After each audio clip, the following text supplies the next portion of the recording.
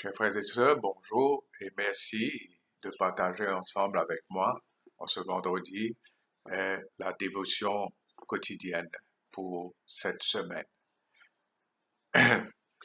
Prions. Seigneur Père très Saint, nous voulons te remercier pour cette semaine passée, Seigneur, et que s'ouvre devant nous ce week-end.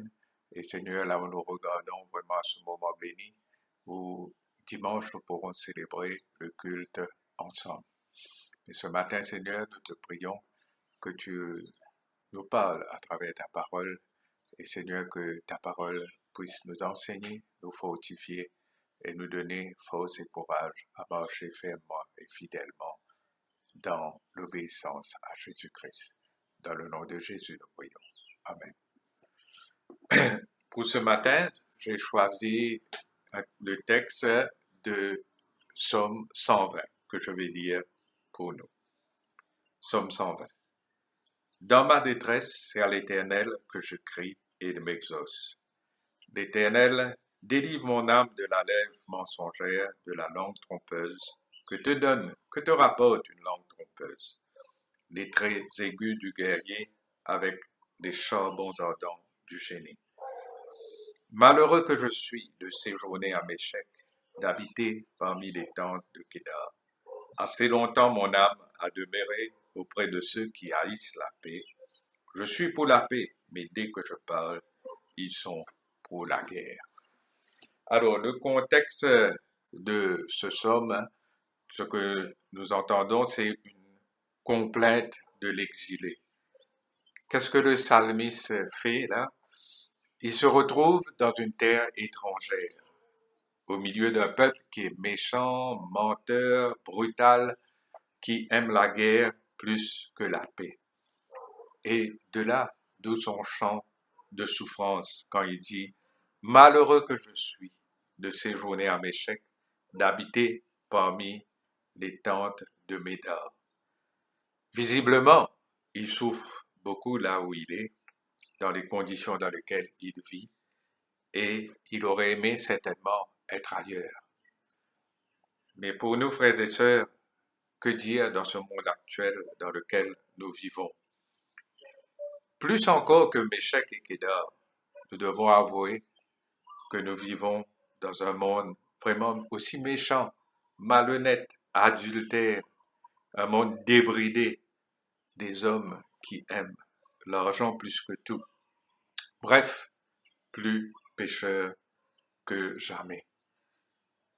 Le monde est devenu de plus en plus, et le devient de plus en plus matérialiste, totalement matérialiste.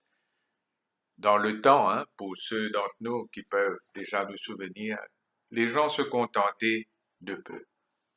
On avait la nourriture, le vêtement et un toit. Cela suffisait au bonheur de l'homme, de sa famille. Mais maintenant, il y a tellement de choses qui viennent s'ajouter aux soi-disant besoins de chacun de nous. Il y a le luxe, le confort, les belles choses. Il faut avoir une belle voiture, une belle maison, qui ne sont pas une mauvaise chose en soi, mais c'est devenu un but pour tout homme qu'il faut atteindre à tout prix. Il y a maintenant des choses aussi simples que par exemple un smartphone. Et moi, cela m'a toujours frappé quand je regarde autour de moi les personnes visiblement de conditions assez modestes, mais c'est eux qui ont les smartphones les plus avancés, de dernier modèle, comme on dit. Et visiblement, pour ces personnes, qu'est-ce qu'ils doivent faire? Ils doivent couper certainement sur l'essentiel pour pouvoir se payer cela.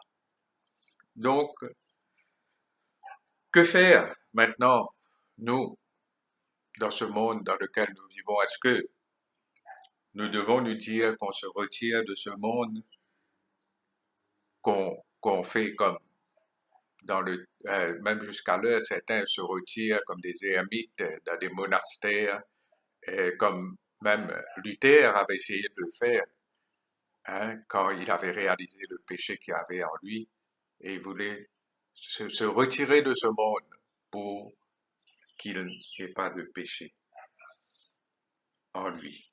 Mais ce n'est pas cela que Dieu nous appelle.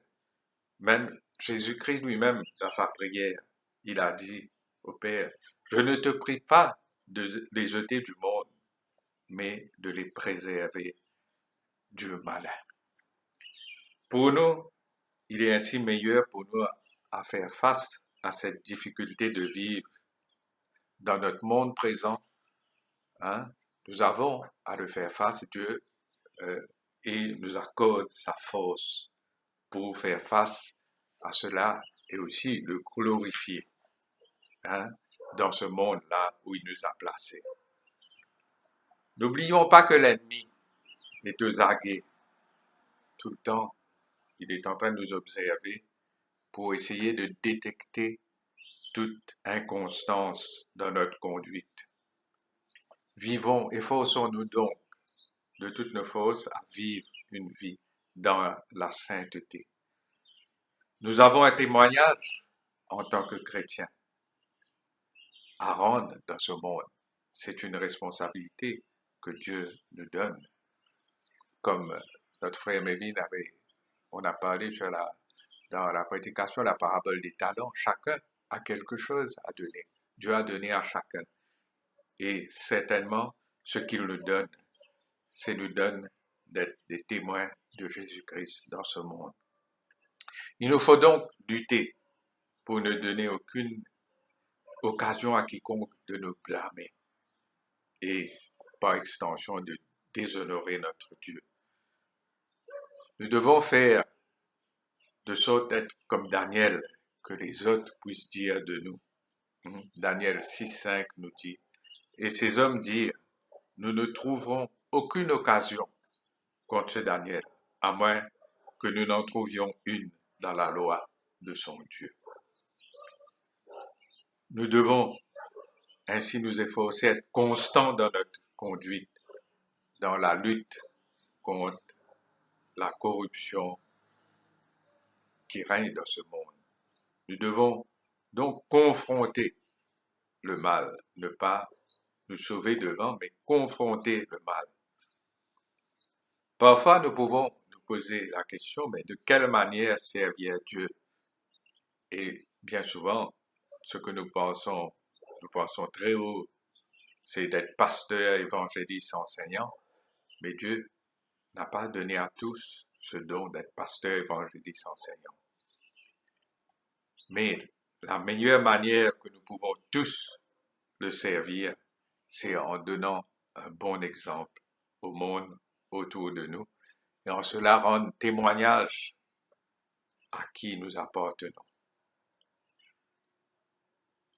Autant les gens qui nous entourent deviennent de jour en jour plus rebelles, mais c'est autant qu'ils ont besoin du témoignage de notre bonne conduite. Autant ils deviennent de plus en plus pervers, autant ils ont besoin de tourner leur cœur orgueilleux vers la vérité. Le médecin, où est la place du médecin? Il a besoin d'être parmi les malades, pas parmi les gens en bonne santé. On n'a pas besoin des médecins parmi les gens qui sont en bonne santé. C'est parmi les malades. De même, où est-ce qu'un soldat peut acquérir le plus d'honneur, où il va avoir une médaille?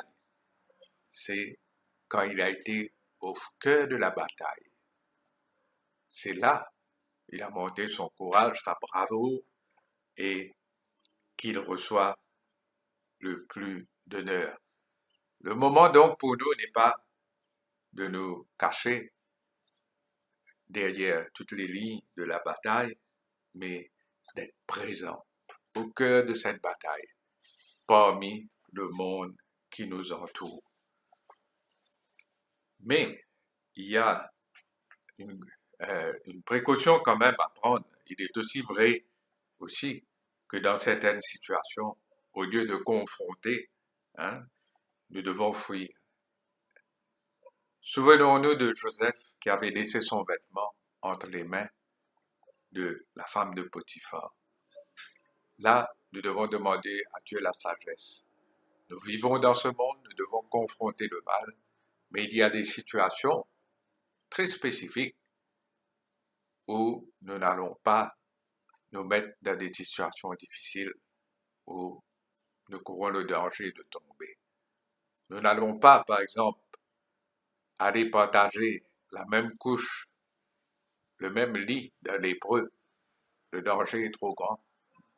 Nous allons très certainement attraper la lèpre en le faisant. Et il est vrai que bien souvent, ce sont les ailes de la colombe qui nous sont plus utiles que les mâchoires du lion.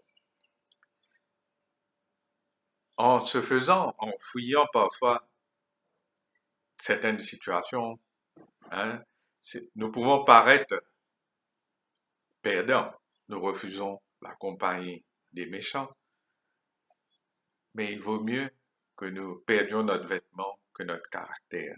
C'est pas une nécessité que nous soyons riches, mais c'est plus qu'impératif que nous soyons purs.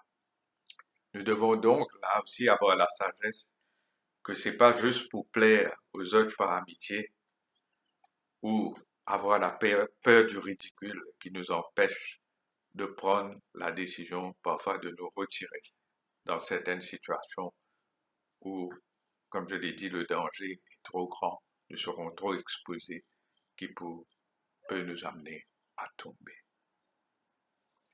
Ceci dit, frères et sœurs, tout cela n'est pas chose facile, mais nous avons l'assurance que Dieu est avec nous, nous accompagne. Et aussi nous pouvons, dans ces moments, penser à tous ces saints qui, avant nous, sont passés par ces mêmes conflits. Conflits avec et dans le monde dans lequel ils vivaient. Pensons à l'apôtre Paul, à tous les disciples, à tous ces saints ces chrétiens du premier siècle, sous Néron, sous tout ça.